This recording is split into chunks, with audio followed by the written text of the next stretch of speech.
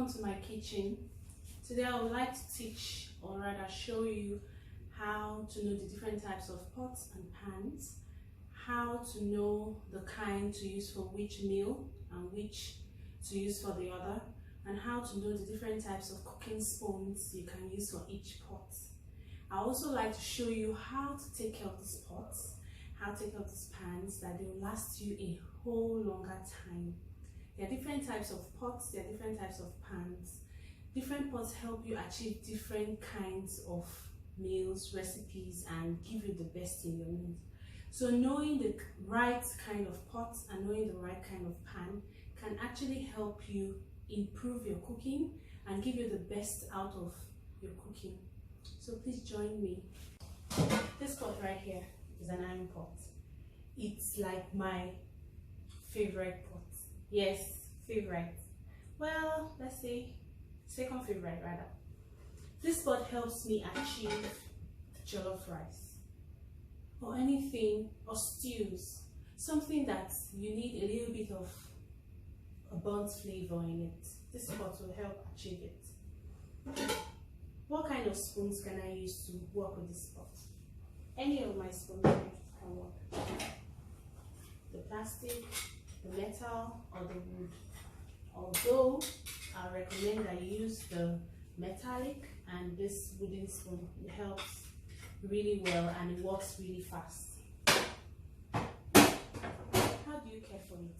First and foremost, whether you're using the gas or you're using a stove, a kerosene stove, or you're using your hot plate, you have to care for it the same way and put more interest in keeping them clean. When they are clean like this, they actually last longer. When you take care of them, they last longer than a lot of people say. They are not very durable, but I can assure you that I've been using this pots for the past 8 years, and as you can see, it doesn't look its age. When using your heat, if you're using your kerosene stove, make sure that your fire is on blue flame. Blue flame is actually hotter than yellow flame, and yellow flame just makes everywhere smoky and makes your pot look untidy, and it's a lot of more work trying to keep it clean using that. If you have a gas burner and you want to work with it, some gas burners emit yellow flame because maybe there's grease in the burner, so you have to make sure your burner is always clean, and it's possible that there's a crack. If there's a crack, maybe a rust or something, that's also always ensure that your heat is well regulated and you're getting the right heat for the pot. How do you care for it? You care for it by using this. You never ever scratch your pots. Don't use iron sponge or any metal to scratch your pots. Even when you have a burner, all you have to do is soak the pot for some time, allowing it to soften. Use something plastic to scoop out or scrape out, but never use anything metallic. You can use this sponge. It's actually very recommended. I love it because it gives me the shine I need for the pot. You can try it, check for it in the market to buy. Secondly, I'd like to speak on this. A lot of us underestimate this pot. This is called the pressure pot. It takes your cooking from 2 hours to 45 minutes for real. Like you have saved a whole lot of cooking time. You need to make cow leg and it's taking you over 2 hours to prepare the meat alone. How much more starting the meal? Just go with your pressure pot. In 45 minutes, you get your meat very, very cooked. And well, taking care of it is pretty easy. The same way you take care of your normal iron pot. You just never scratch. Soak it if there's any burns and scrub with this soft iron sponge, or rather soft sponge. Scrub with it and always use a plastic, maybe a strong plastic, to scrape out the remaining burns that soaking couldn't get out. But I always recommend that you never use anything iron to scratch your pots. I like to go to this pot.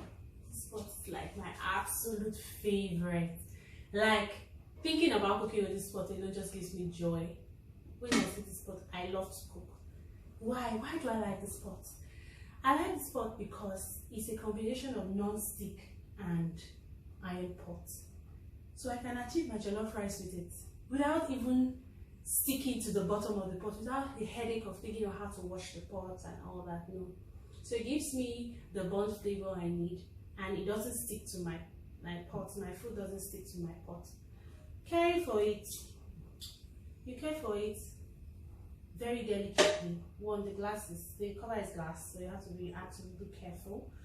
The pot itself, you treat it like a non-stick pan.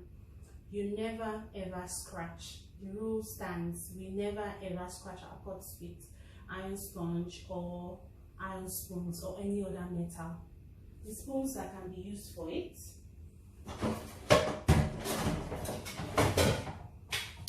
absolutely no, yes, and yes. So you can use a plastic spoon and a wooden spoon, or a wooden spoon. Any of them can go, but no metallic spoon. Next, I would like to talk on this. Yeah, we all know this. This is like, at one point it was like the best pot in the market. It still is one of the best pots in the market because it saves you all the scratching, all the burning, all the scrubbing and all that. But let me tell you, you can achieve certain things with this pot. It's good to have them, but you need to have other pots to achieve certain things. In this pot, you can cook your soups, you can cook your stews, your yams, your tubers, anything you can prepare with it. But when it comes to stuffs like jollof rice and all that, this is not a recommended pot to use because it won't give you that feel, it won't give you that end point, that end result that you want. And you can't achieve that. So I recommend this pot. You can use them to prepare yam porridge, you can prepare your yams, your potatoes, you can prepare other stuffs that, you can prepare your meat and all that with this pot. But I don't recommend it for stuffs like stew and jollof rice. Why? Because in my own kitchen, I always love that little burnt aroma. It actually takes your cooking from 0 to a whole lot higher level.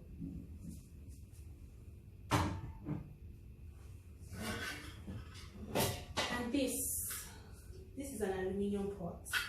The bottom is actually very heavy, so it actually takes a lot of time to heat up. So if you need to cook a meal really fast, this is not the best pot to use. This pot is a pot you can use to store what you have prepared. For instance, I prepare my jollof rice. I scoop it out of my iron pot, either of this pot. I scoop it out, I put it here. Put it on low heat. It won't burn, it will just keep hot, and it will keep it absolutely fine. So I use that to store, or maybe after cooking my soups or my stews and all that, I pour it into this pot. It's an absolutely lovely pot. You can also keep it to serve from. Maybe you have visitors and all that. After preparing doing all the dirty work behind, you can actually put them here.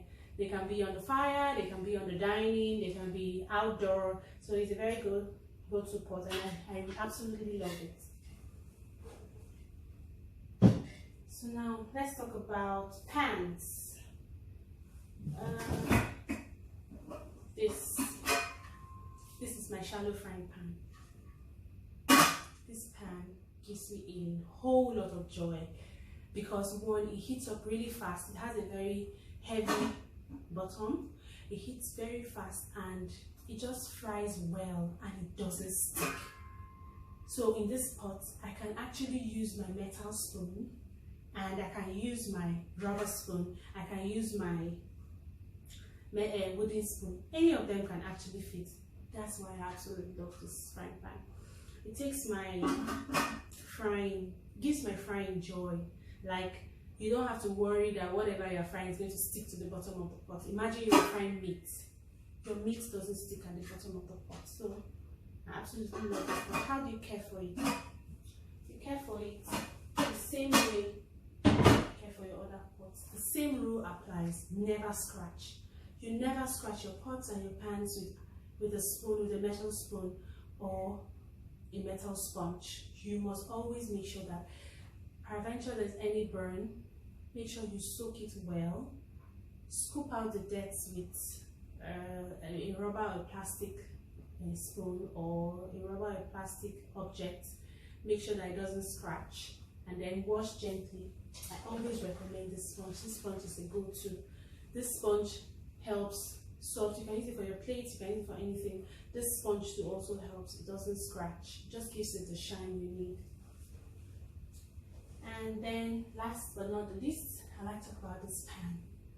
This is my wok. This is my deep frying pan.